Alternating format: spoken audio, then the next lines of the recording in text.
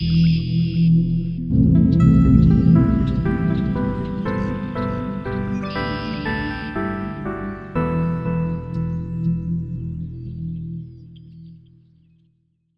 this Birds on Powerlines podcast, we continue with our thoughts on the Netflix interpretation of Anthony Doerr's Pulitzer Prize-winning novel, All the Light We Cannot See.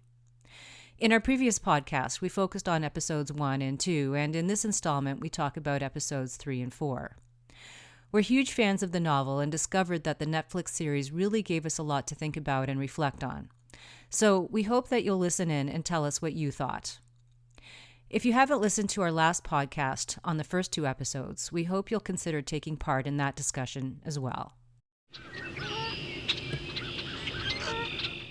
So I guess my suspicion now after watching episode 3, remember I was thinking that after, towards the end of episode 2, that things were going to get very different from the book. So it seems like, yes, my intuition was correct. Things are very much different than the book. So I think maybe the best way to keep talking about this, just in case there's going to be people who are doing the reverse than what we did, right? Because we read the book and now we're watching the episodes. So people who would watch the episodes and then read the book, they're going to have the same experience, that it's, well, this is very different than what I was seeing when I was watching the series. So I don't want to spoil anything in the book, really. So I think when we talk about the different parts, I'm going to try really hard to not say exactly what happened in the book, even though I might say that it's different than the book. So I think that's really the way I'm going to approach these next 2 episodes. So in terms of scenes that I really think about, the first one among many would be the one with the museum employee and what happened with the Sea of Flames. That was like it is a little bit different. It's more of that, what I was saying before. So things are the same and different, and the things that are different are just different. But but this one, it was a scene that they pulled out, and again, it's different. I think I was glad to see it because it really shows how cruel von Rumpel is. But again, it's a little different than the way it was in the book, and I think this one disappointed me a little bit because I feel like he was more of a hero in the book, even though the result is similar. But I think that that part was when I was thinking, oh well, this is from the book, and I was hoping that he would be more of a hero like he was in the book. But I think maybe because that was so drawn out in the book that they just had to make it go quickly, even though it was such an impactful part. And I'm trying to remember if that was the first scene where we really saw how methodical and brutal von Rumpel is, and I think it is, and that's probably why they chose to include it in this series. But yeah, like it was good to see that scene, and I'm glad they did it, even though it turned out a little bit different and than what I would have expected or that I would have hoped. But it does serve that purpose of really showing how von Rumpel is just obsessed with getting that diamond. So I don't know what you thought about that, but that was sort of my take on that scene. Comparatively, Etienne, the whole history of his, why he didn't go out, and what happened to him in the war, and obviously World War I, but him being a hero and all of that. I think they did that amazingly. Like I really, really liked how they used the flashbacks and showed how brutal things were for Etienne, and that's why he doesn't want to go out. But I also enjoyed a little bit more in the book about how Marie-Laure discovered him as being the professor.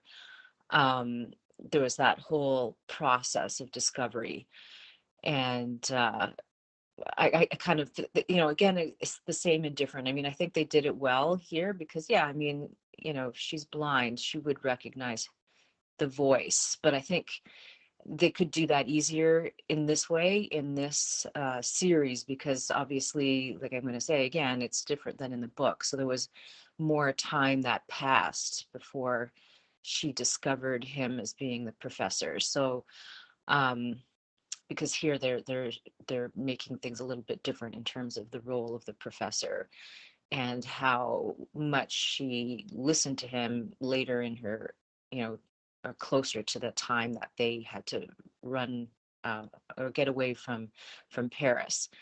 So it would have been fresher in her mind. So I think it works. But I did enjoy in the book the process of discovery and how we didn't know how that was going to go.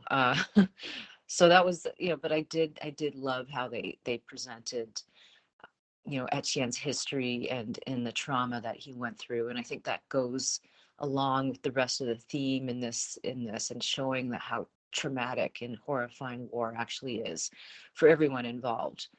I do think it's interesting that they are spending a lot of screen time within the episode to outline the plan for Marie-Laura's father, Daniel, and how he's supposed to be back by, I think it was 6 days or whatever, um, and exactly where he's going to be and who's going to be helping.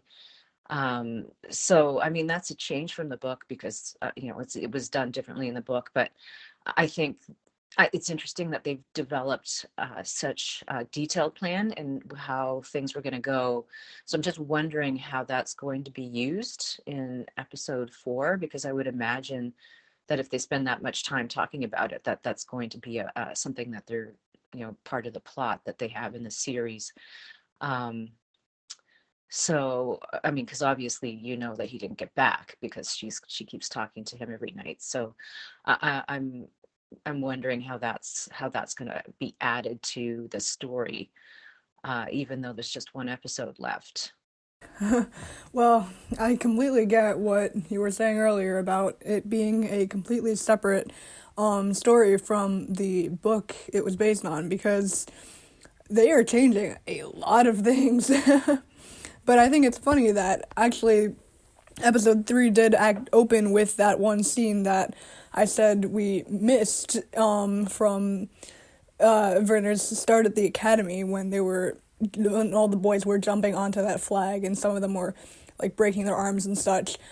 But I also noticed that, like, on top of just completely adding events, which they're especially doing now, I think the trend is going to definitely have to continue in episode 4, but they're definitely just adding events. Aside from adding events, they're also switching around the timeline of events. So, for example, that scene with the flag, that happened with Werner's entrance exam in the book, but in the show, he didn't have any entrance exam, really. He just was, like, plopped there and was like, hey, well, you're here now.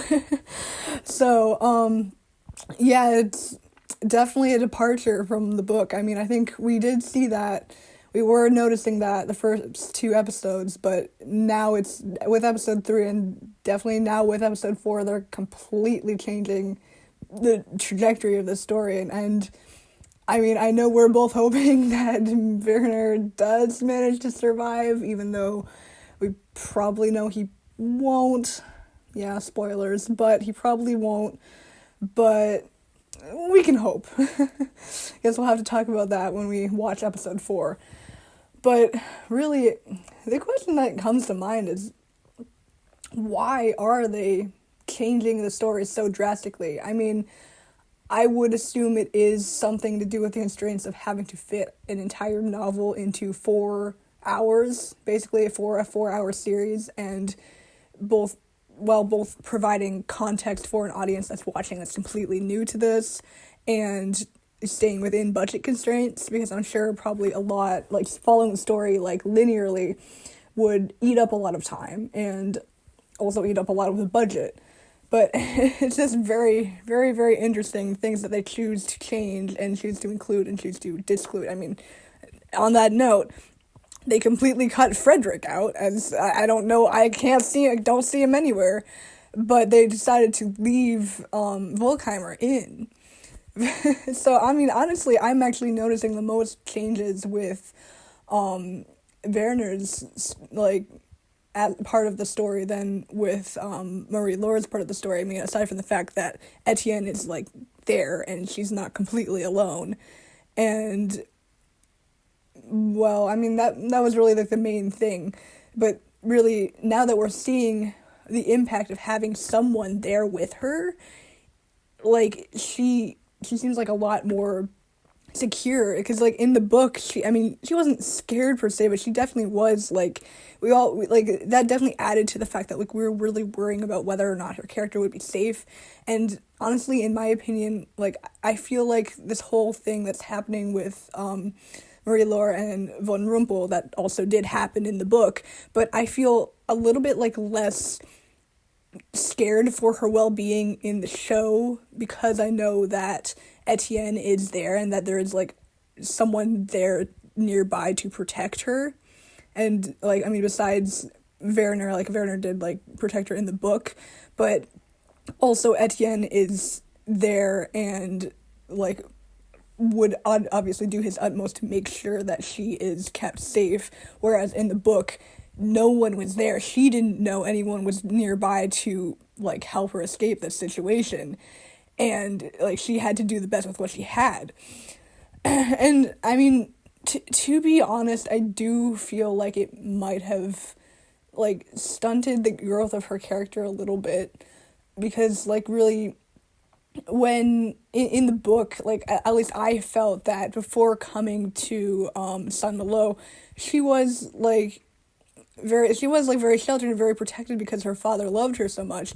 And then throughout the course like of the story, when both Etienne and her father like disappear or leave and are unable to come back, she definitely grows a lot, and she's like very like self-sufficient, because I mean she obviously was self-sufficient beforehand, but like that made her even more self-sufficient and like able to like know that she's able to rely on herself, whereas in the show it still feels like other characters aren't really like, I mean, yes, they definitely like they included her in the meetings of the resistance and all these other things, but I just feel like she's not like, her character in the show is not really given as much room to grow as she was in the book. Talking about change, right? The whole thing with Werner and Etienne. I mean, yeah, but I'm kind of excited about it because, I don't know if you're on the same page as me, but I keep hoping that things for Werner are going to turn out differently. And, he's a hero anyways, but I have a feeling that they're going to probably bring a lot of that part in. But part of me is still hoping that the ultimate end for the book and things that happen with Werner are going to be different, I'm hoping, but probably in some way, shape, or form it's going to go down the way it's going to go down. But um yeah, I mean, it's interesting to see that whole interaction between Werner and Etienne, and how he's trying to protect him, and I mean, in a way that's satisfying, because in the book it's just like poor Werner, right? Like, I mean, the only moment of joy that he seems to have, I feel, and I mean, unless when he was really young with Jutta, um was, that short time that he's with Marie-Laure. But it's just kind of nice to see someone stand up for him, and it's just like, yeah, someone stand up for that guy. He's had a really hard life, and just seeing that, and yeah, so in that way, it's interesting plot. So hopefully, in my mind, like I'm rooting for Werner in such a big way, but we'll see how it goes. One more episode. But I mean, on a different note, the whole like deal with like the radio shortwave 1310, that is definitely placed, like, there's a lot more importance placed on, like, the radio and the transmissions that Marie-Laure is sending in the show than there is in the book. I mean, yes, like, they are a very, like, big plot point, but in the show, like, almost everything centers around this specific radio frequency and the things that are being broadcast on this radio frequency, almost more so than they are centered around the Sea of Flames, which I'm going to talk a little bit more about that later.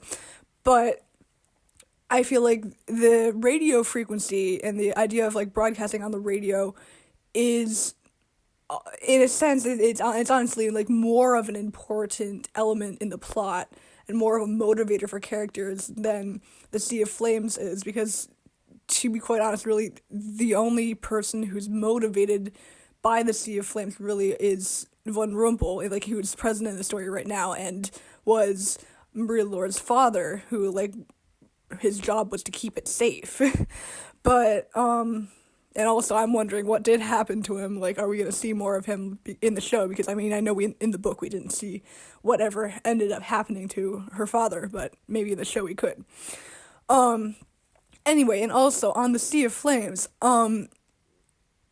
the only reason, like, the two of us really know, like, what's really going on with that gem is because, like, we read the book. And I honestly do feel like it wasn't really given as much context within the show. Because, like, it's explained that, oh, this is, like, a very valuable gem, and, like, oh, there's some sort of curse on it or whatever. But in the book, that there was, like, I think there was a whole, like, section, like, a whole chapter dedicated to a story, like, the story behind this gem and how it came to be in the Paris Museum and all these things. And, I mean, right now I feel like they're not really utilizing the potential that that gem could have as, like, a driver for things in the story. I mean, yes, it is good that they're relying on the characters to drive this story, but, I mean, not that the show itself is, like, unfaithful to the book in any way. It is really a completely separate entity. And, I mean, I'm, quite honestly, for episode 4, I'm not really sure where it's going to go. I mean, I'm going to assume that things are going to play out pretty similarly to how the novel ended, but who knows? Really, I don't know what's going to end up happening. Yeah, I tend to agree. There really is more of an importance on the radio in the Netflix series than there is comparatively in the book, right? They really have emphasized the whole, even though the radio was really important, it just really comes out and really drowns out the whole plot with the Sea of Flames. Yeah, and you're right. There was a whole chapter just on the legend of the Sea of Flames, and then there was also, and I don't know if it was still in that chapter or if that was separate, but there was that whole part. And I know I'm not supposed to talk about spoilers in the book, but I don't think this is giving away a plot. But thinking about Marie's imagination about the Sea of Flames, right? And they had the vault within a vault and a vault, if I recall correctly. So there was a lot more talk about that. And, with the series, I feel like they're almost completely separate stories in a way, right? I mean, insofar as the plot devices of the Sea of Flames and the radio. I mean, they're united in the fact with Daniel, and he sort of is the connector between the two plots of those two things, and it's ironic in a way because, I mean, the whole idea of the Sea of Flames and what is a diamond but coal under pressure, right? And coal holding the light, and it, in my mind that with even more pressure it's even more light, right? With the so you really are a light in the darkness, right? That's sort of the way I'm going with that.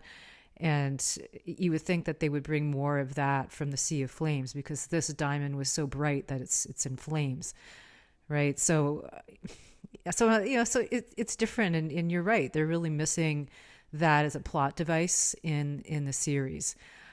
I'm not quite sure why they made that choice. And in terms of choices, like you were saying, like they made choices as to, not just changing things, but writing in completely new things.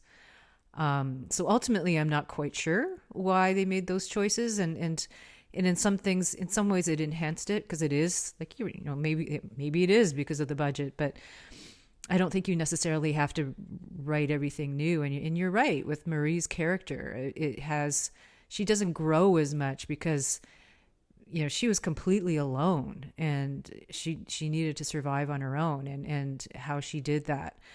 When she was in the house by herself, and now, of course, I mean, she's alone now, but you do get that impression that, there's someone looking out for her, and you didn't have that when you're reading the book. So yeah, I agree with you on that. But then talking about being alone, I mean, you're right. I mean, we're missing Frederick. And next to Marie, I felt that even though Frederick was with the boys and with Werner, he was such a different character that he was alone. And so it's, I miss him in the series because he was such an interesting and tragic part of the book. And the other thing is that with Frederick, you really saw how the Reich really affected everything in Germany. I mean, you have the microcosm of Werner and the orphanage and what happened there. But with Frederick, you see the other side of it, and someone who was privileged but different in what happened to him. And so you're missing that. So, I agree with you. I kind of miss him because he was such an integral part of the book and things that happened and also in Werner's growth, right? Seeing what happened to his friend and yeah, it was, yeah, and not to give anything away if someone goes and reads the book, but you'll have, that will be something that someone who reads the book will be like, wow, Frederick. But yeah, with Etienne, now that we're, we have the one last episode to see, and how you were saying that, you've taken a little bit away from Marie's growth because you feel like she's being looked after, and you've got Etienne sort of overseeing her, which, by now people will know is not in the book, right? But the cliffhanger, and it's interesting because, the explosion at the end, and I mean, who knows how this is going to go down, but what Dad said, right? He was saying, oh, well, he's dead now. So, maybe that gives that impression now for people who, maybe he is, I don't know. Because like we both have been saying, this is very different, but maybe that's going to bring back some of that edge to what's happening to Marie, because you might think that, and maybe he is, maybe Etienne is dead now. I don't know. It could be anything that's happening now, but I doubt it.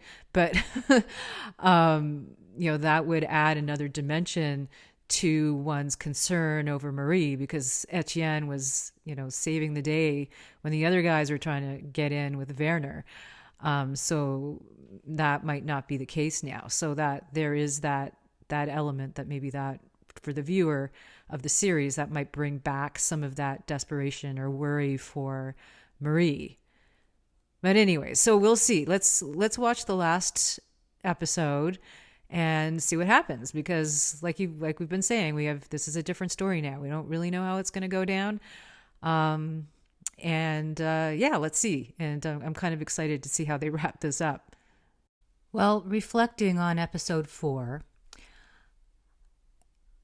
really, I think the first thing that I would say is that, as we have been discussing, the miniseries is definitely not like the book. They're completely different.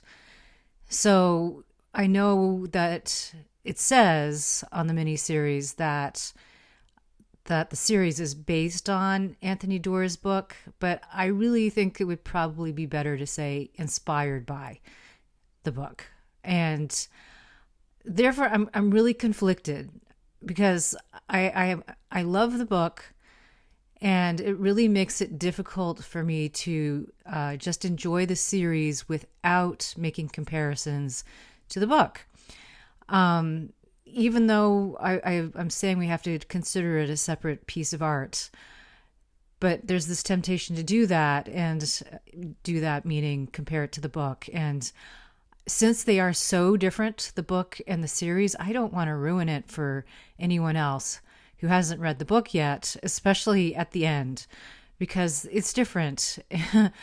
And so I really think that I'm going to try to stay away from that and just try to say, okay, the last episode and the story overall is a good story.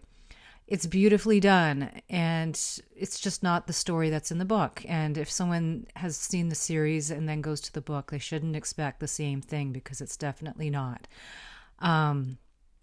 So then just trying to concentrate on aspects of the production, I think, is the way I'm going to try and think about this fourth episode.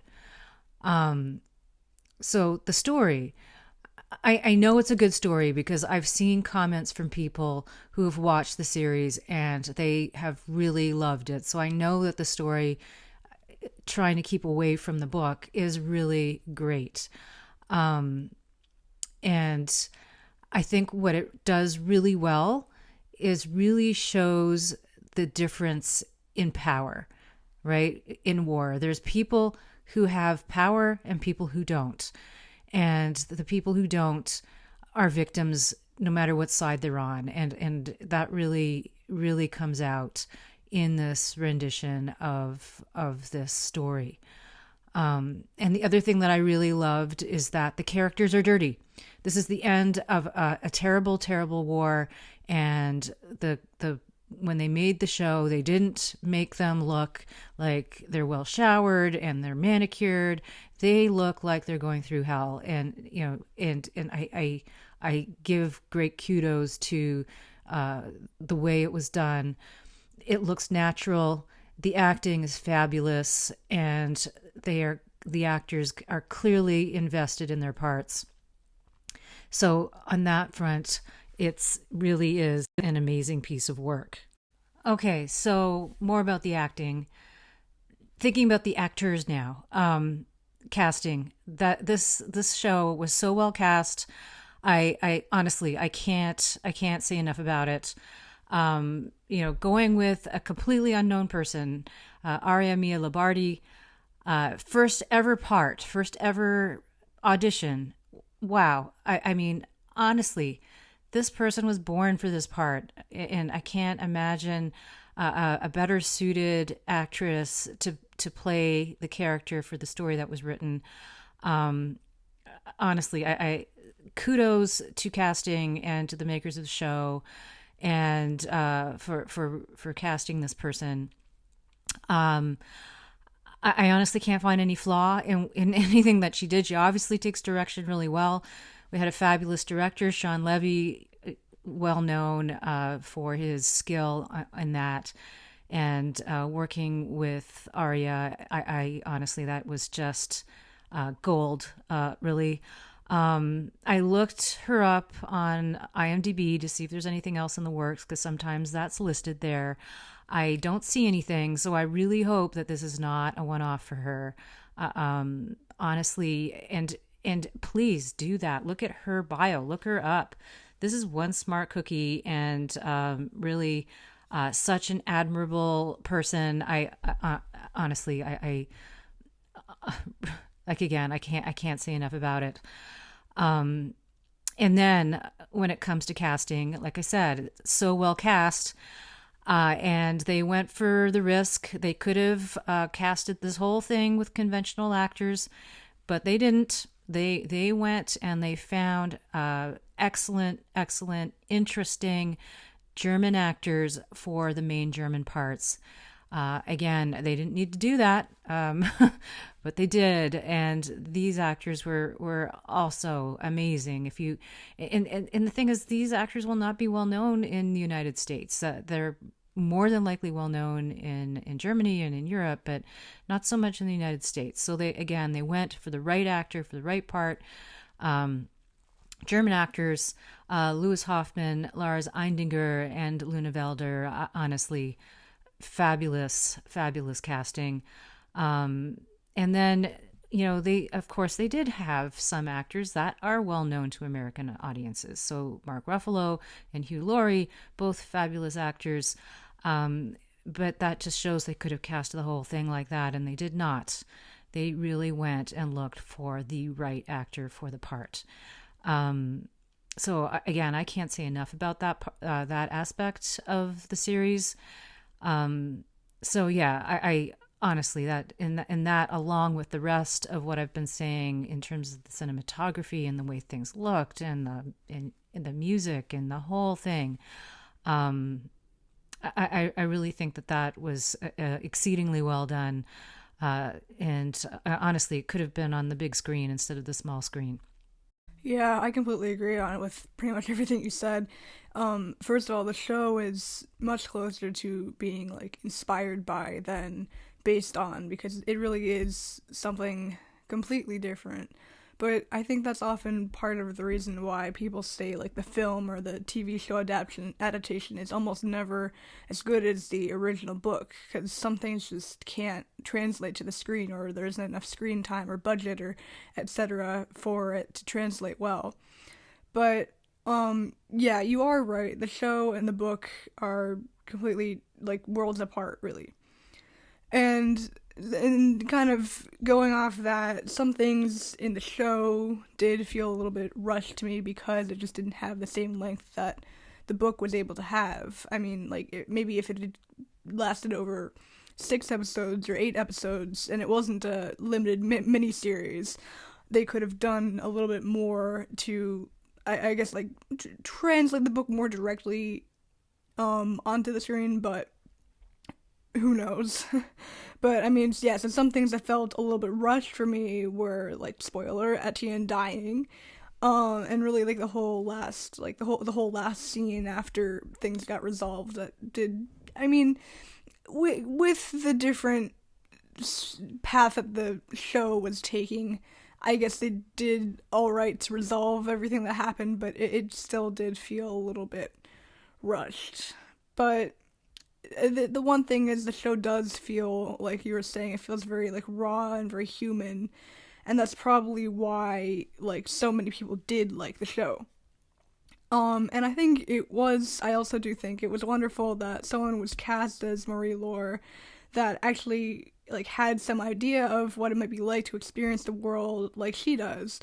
And the casters and the screenwriters and producers and all these other people really tried to capture some authenticity on like almost pretty much every front, and I think that really paid off with a good balance of people who were both like well-known actors and niche actors, and why the show is generally was well critically acclaimed.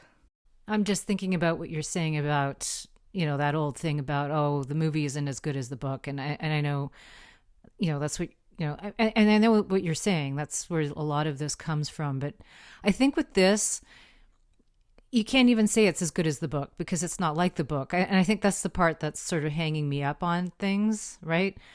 I mean, I think the miniseries is definitely good. I mean, it's great, and this is why people love it so much, and for many of the reasons that we've been talking about. So I don't even know if it's it's not as good as the book. It's just different than the book. It's just not the book. So, I mean, I guess if you're looking for the book, then you'll be disappointed. And I think that's sort of what threw us. I mean, I don't feel disappointed with the miniseries. Other than the fact that I was thinking that it was going to be like the book. Like when we anticipated what was going to happen, we thought, oh, this is the story that we just love, and they're going to, and I think you and I are both experienced enough with these things not to expect that we were going to get what we had in the book. But I think what really surprised us is that it's not at all like the book. And so it's kind of a weird thing, but yeah. I think we both agree that the miniseries is, or that the series, I guess the miniseries is really a good production. And it's kind of weird that we have this kind of like ongoing thing here, but getting back to the story, I do agree with you on the 2 parts that I felt were rushed, with Etienne. Yes. And then at the end, I'm kind of wondering now that I'm thinking about it, because it kind of just leaves you there, right? And considering that it's so different than the actual story, I almost feel like they didn't know what to do, right? I mean, to have them do what, like what Werner was suggesting. I mean, that would take them way into the future, and that would, I mean, there is a future in the book too, but that would be different. So, but in terms of an immediate ending, like, I'm just sitting there thinking, well, now what does she do? Like, in terms of Marie, like, whereas I think that part, if I was going to compare with the book, which I shouldn't, but I think that, the immediate resolution for Marie was easier to swallow in the book, right? Because it's different. Whereas here, it's just her on the shore there, and I can't even imagine what she's going to do next, right? So, so there's kind of this weird thing, and I think that, like, it was rushed. They did all of that very quickly, but then you're also left with that lack of resolution, because I can't even imagine what she's going to do now. So that was sort of, if I was going to criticize something, it sounds weird doing that because it's such a different story, but I was really left with, well, what is she going to do now? Like, so I guess that's kind of how I felt about that ending. And then other things that they did, kind of wonder, like, how did Jutta get to where she is right now? Because she's not in the orphanage. So I'm just kind of wondering, where is she right now? Like, so there was that. So I have a feeling I know where she is, but I don't know how she got there. So I'm kind of, because it reminds me of earlier scenes. So I'm thinking that she's in that house that belonged to the Nazi officials. I can't even think of his name now, and his wife. It looked to me like that. So I don't know if she's there, but why would she be there? So but she's not in the orphanage. So I was kind of left with that kind of feeling what was happening there. But there's some loose ends. I mean, there's enough here that they could almost do another mini series on, all kinds of different stuff that they started here. So a completely different story. But, so I don't know, but I don't think that's what they're intending on doing. But that was another thing, in addition to what you were saying, that rushed part with Etienne and sort of the ending. And then just wondering where Jutta is right now. That was the other thing that I was kind of thinking about. So, that's in terms of the story. And to touch on the soundtrack a little bit, I really think James Newton Howard took Clair de Lune and just ran with it. Because, I mean, I noticed recently a lot of things that have been released are using, like, Clair de Lune, but, like, this was always part of the story. And, like, even, like, the main theme of the show sounds like very, like, it sounds like it's in the same vein as Clair de Lune. It's, like, peaceful, and it's got beautiful piano, beautiful orchestration. And I just wanted to, like, talk a little bit about, like, the three parts that the main theme is broken into. They're entitled Model City Duet, A Promise, and Sea of Flames. And some things that I noticed were that the first part, Model City Duet, which is obviously in reference to the model city that Marie Lorde's father built for her, it's mostly piano, and it sounds most similar to Clair de Lune in the fact that it's only piano, and it's just very peaceful piano. But I thought it sounded very, like, hopeful and very, like, fragile almost, in the fact that, like, the connections that we make between people and the connections that are made between characters in the show really are very fragile and need to be treated with care, like the model house. I mean, I noticed, like, I'm not really sure why this stuck out to me, but I noticed in the last, like, really tense scene when Von Rumpel was in the house, the model city of Saint Malo actually got, like, destroyed, knocked to the ground, and shattered and smashed into pieces and whatnot. And it just, because Marie Lorde's father took, like, such a long time to try and build this thing for his daughter, and tried to give her hope of, like, being able to walk around outside without fear. And it just really very very it just I think that this first part of the theme fits its name very well. And then A Promise is a little bit different. It still has the main underlying theme in it, but it adds in some strings, and it's moving on to be very stirring and purposeful, but it still retains its tenderness. And throughout the show, like, a lot of people make different promises to each other. I mean, like, Maria-Laura's father promised her that he'd be back, and Maria-Laura promises Etienne that she will take him outside and she'll keep asking him to go outside until he does. And in a way, like, a lot of promises and, like, obligations that characters have to other characters, that they feel they have to other characters that they care about, it does drive a lot of the, like, action in the show, and really drives home the point that, like, connections to other people are very meaningful and, again, should be treated with great care. And then the last part, Sea of Flames, it really does take a little bit of a drastic turn in the beginning of it, that specific part, from the first two sub themes, I guess, in that, like, it completely gets rid of all the strings, all the piano. It's really echoey, like you're in that cavern, the little cavern underneath the seawall, and it's more like wistful almost and mysterious, and it slows down a bit, especially compared to, like, the A Promise. And to me, it sounded honestly a little bit sad, and that got me kind of thinking, because it's named after the Sea of Flames, and this is that gem that caused all of this destruction and all of this greed for the gem, and, like, people trying to, like, sacrifice themselves to protect the gem, sacrifice their happiness to protect it.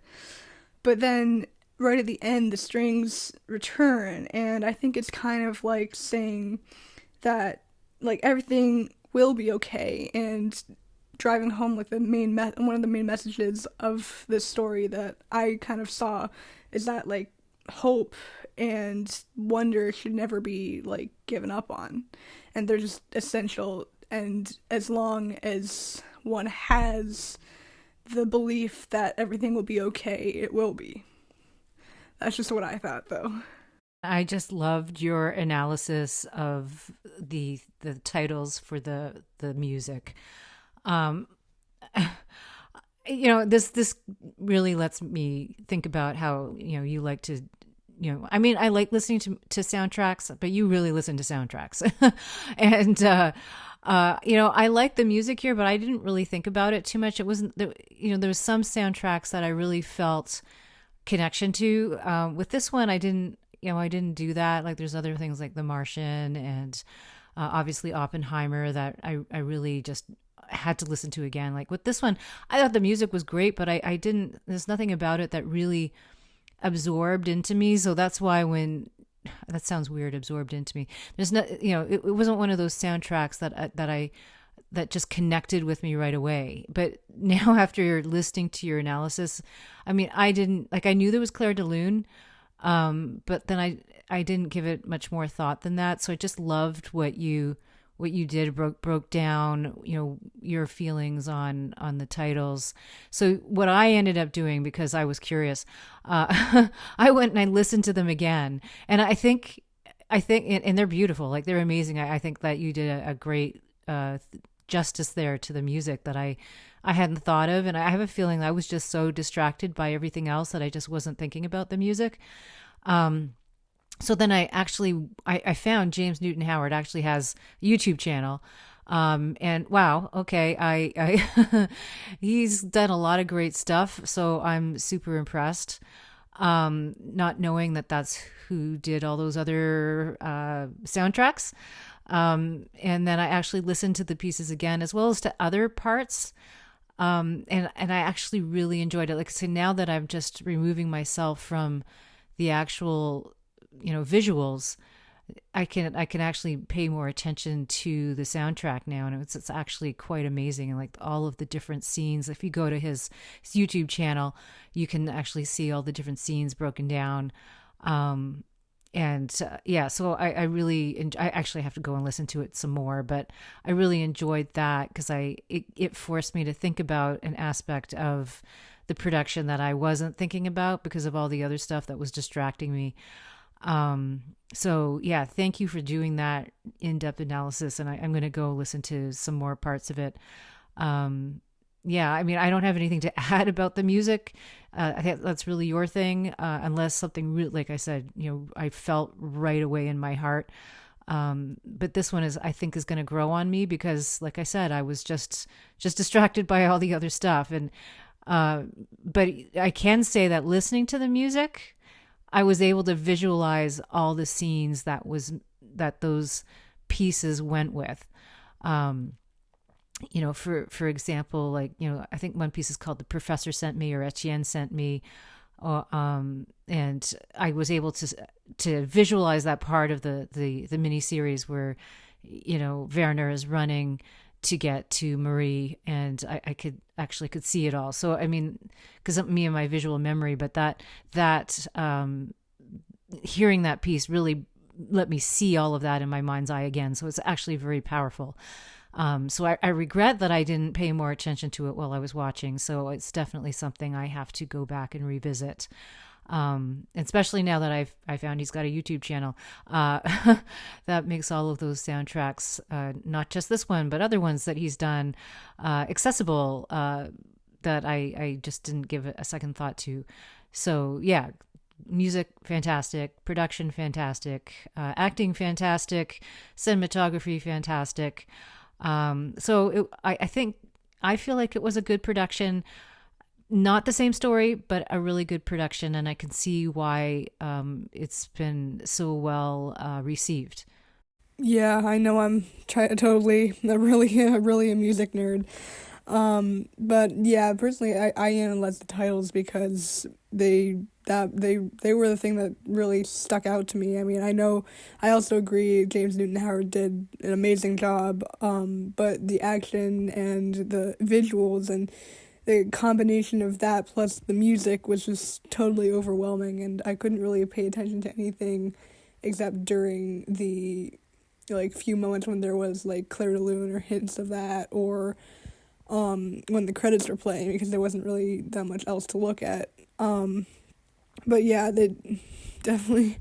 No, I mean, maybe I've definitely watched things where the music has stuck out to me more, but even so much that I go back and I listen to the soundtrack, I'm like, oh yes, this is where that's from, and this is when that is from, or I specifically go and try and find and identify where, which part of the soundtrack this scene is from and whatever.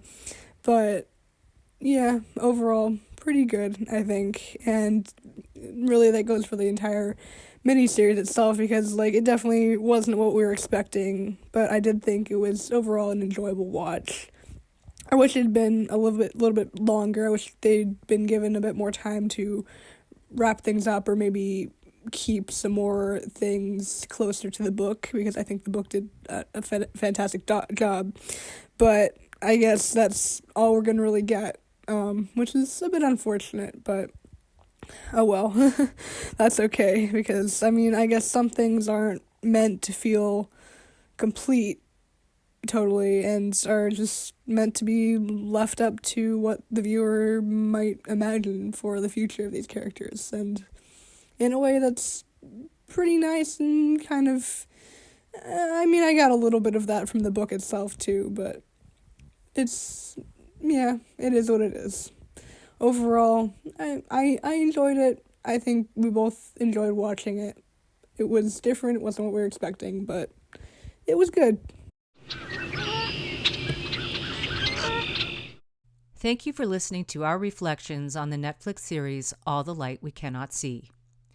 If you're hearing us on Apple Podcasts, Podbean, Facebook, or Spotify, consider joining us at our YouTube location by searching for Birds on Powerlines podcast.